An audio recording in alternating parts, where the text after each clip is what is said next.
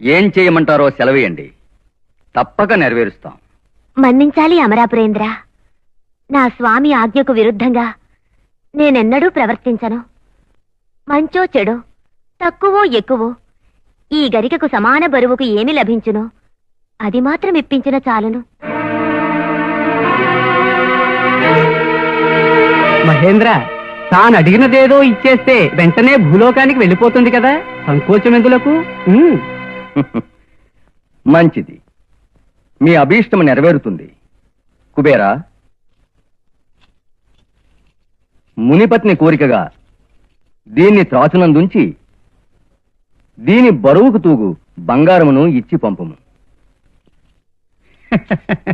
ఈ చిన్న దర్భకు తులాభారం కావాలా?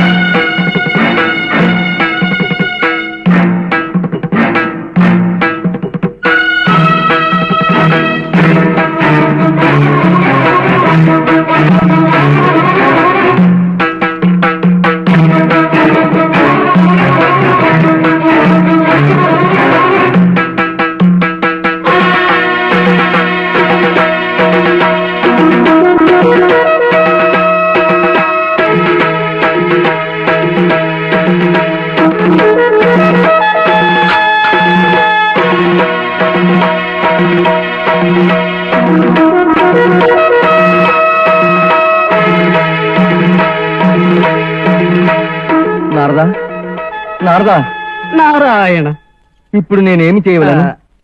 అదే నాకు ఏమీ అర్థం అవటం లేదు దేవేంద్ర. అయితే ఒకటి మాత్రం మరచిపోజాలని నిజం. దేవలోకానికి అధిపతివైన నీవే నీ కిరీటాన్ని త్రాసులో ఉంచినందున అష్టదిక్పాలకులు కూడా ఈ దర్భకి బానిసలైపోయారనేది సత్యం. అంటే దీన్నిచ్చి ఇతట గంపిన కౌండిన్య మహర్షికి మీరంతా బానిసలే. నారాయణ,